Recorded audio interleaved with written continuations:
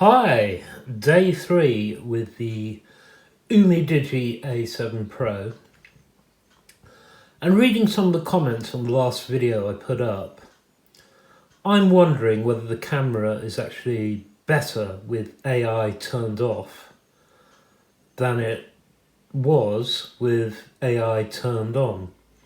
So in fairness to this unit, I'm going to go take some more photos and upload another vid, and we'll see. And I just want to say, like, the tone of some of the videos, some of the comments suggest that I'm not happy with it. I am happy with it. I'm happy it does what I want for the price that I paid. I'm very happy with it. I can see it lasting me 2 or 3 years.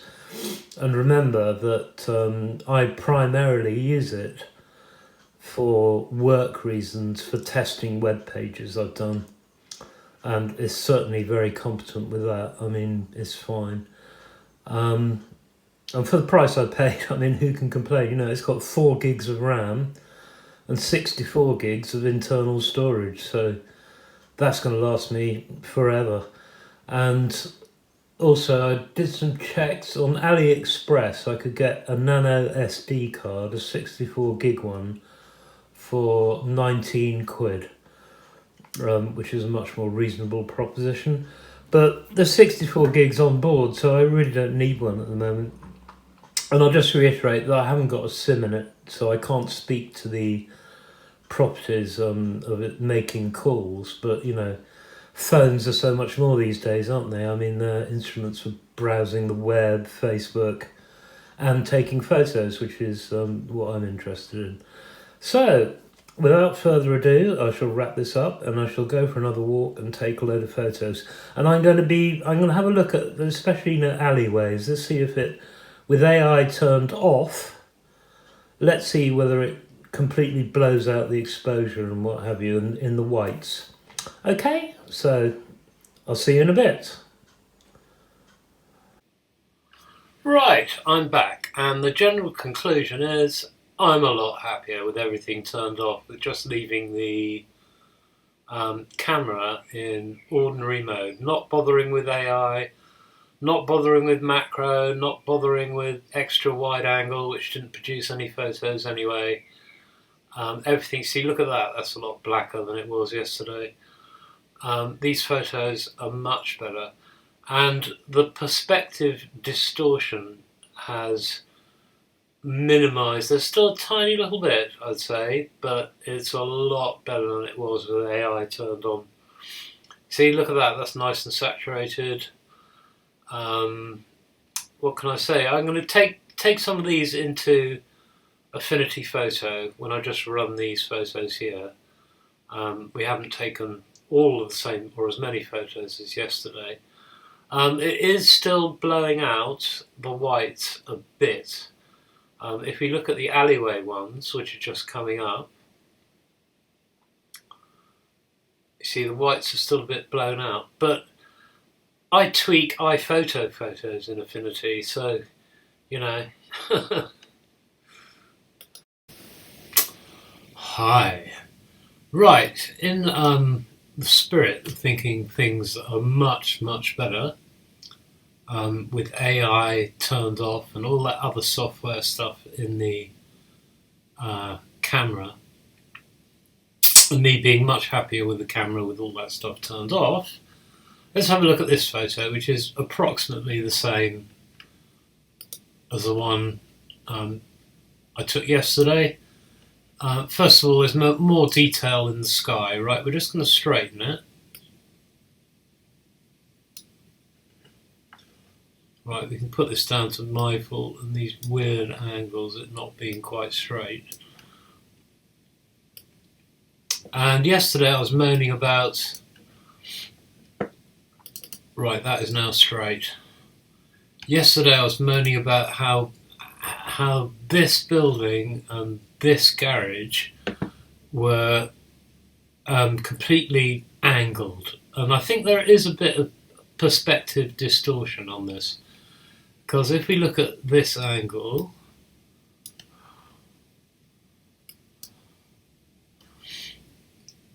let's increase the stroke there. That's probably better. Oops. Right, this angle, which is now vertical, and this angle, which is the side of that house. Right, let's turn off the photo. Right, and can you see how, okay, that one is slightly tilted outwards, but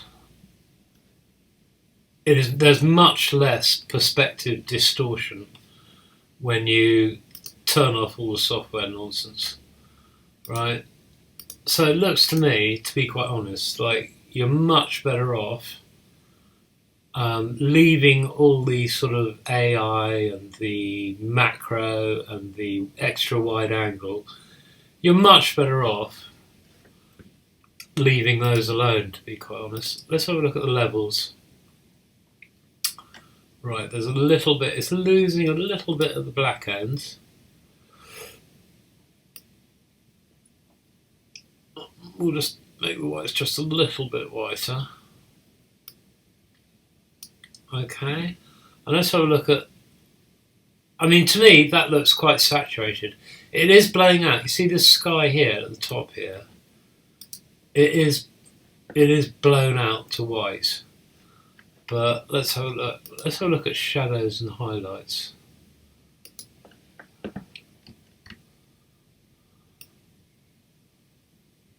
You see, there is detail in there.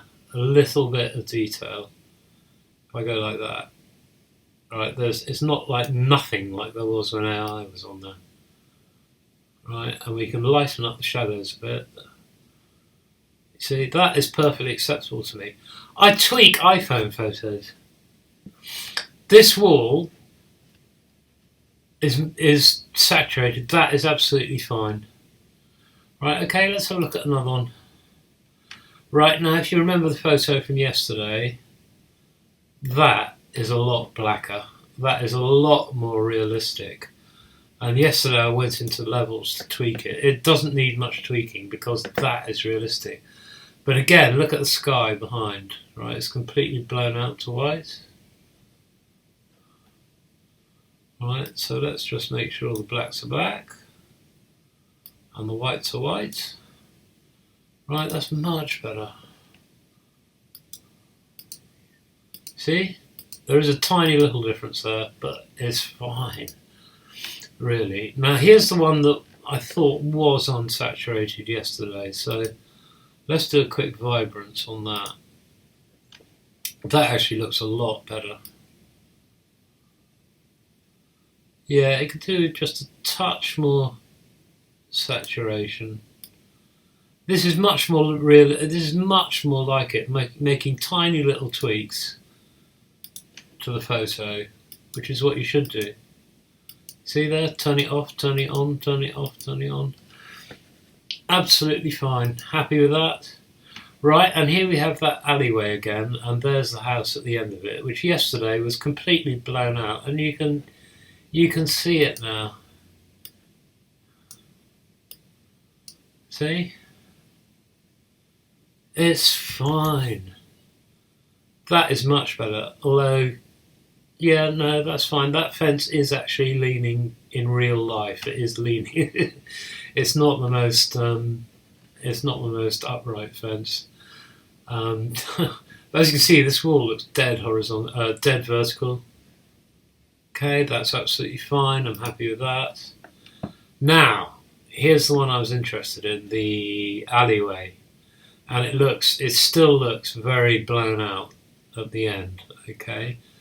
But let's do shadows and highlights again. The walls look a lot better. It's picked up a lot more light from the walls because yesterday they were dead dark.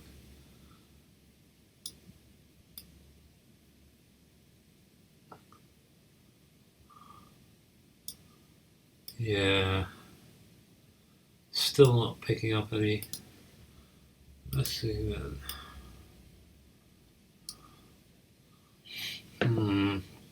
It is dead white, isn't it? Look, it's picked up that and it's picked up that. So you get to a point where you wonder, let's try white balance. Actually, I don't think we'll try white balance. Let's try. Oops. Let us try shadows and highlights. Let's see if exposure makes any difference. Ooh, postman. Right, if I turn the exposure right down, there's still not much appearing.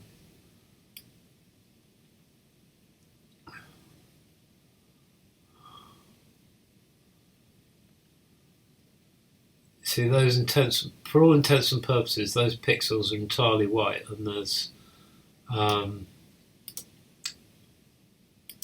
basically nothing there. Yeah, let's try one more. Curves, should we try curves? Let's try and, yeah, you see that's taking down the highlights. That's the shadows. And it doesn't matter what I do with the highlights, like nothing. Look, if I do that, there's a little bit of detail appears there. This area is essentially just white, okay? But again, you know, it's an 80 quid phone, so can you expect much more? There's bound to be little. This is a much better photo than the one I took yesterday. The wall's just so much more realistic. The light is roughly about the same as well today as yesterday. It's a pretty dull day. This one looks a trifle undersaturated, but remember it's taken through glass because this is a shop window. So where's vibrance gone? Let's just bump up the saturation just a little.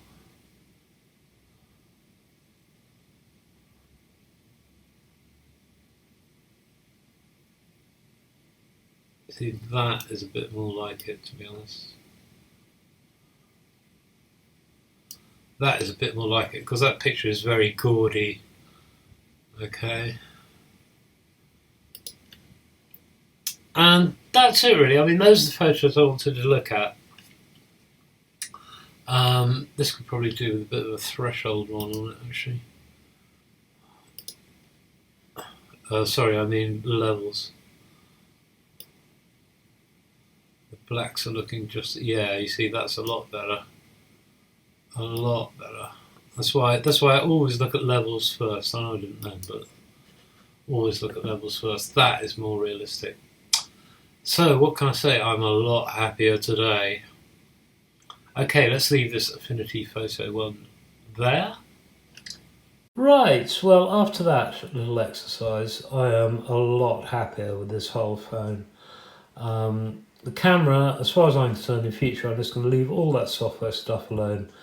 The AI, the macro, the wide angle, all of it I'm just not going to bother with and just use the camera as is. And like that, I mean, for the cost, it's a perfectly acceptable camera. That's one of the two things that I wanted it for. The other being to surf, check web pages and maybe do some surfing, stuff like that. I in fact watch YouTube vids on this rather than the iPhone because it's got a bigger screen. So, you know, on the occasions when I'm watching YouTube vids on my phone, I use this. Another thing about this camera I really like is the Touch ID on the back. That actually works better than my 5th generation iPad does. But that might be a bit unfair to the iPad because it's always in a case, so there's a thick leather, sort of faux leather case around the button. And so I can never get the angle quite right. And in fact, I've turned off Touch ID on the iPad because I can never get it working. This one works fine every time. Another thing I like about it is a nice bright screen. That's great. I love the fact it's got 4 gigs of RAM and 64 gigs of internal storage. And this is all for 80 quid, remember. And I went and had a look at AliExpress, and you can get a nano SD card, 64 gig, delivered here in the UK for £19.20. There might be a couple of discounts I can apply to that, which is much more reasonable. But, you know, it's got 64 gigs on board.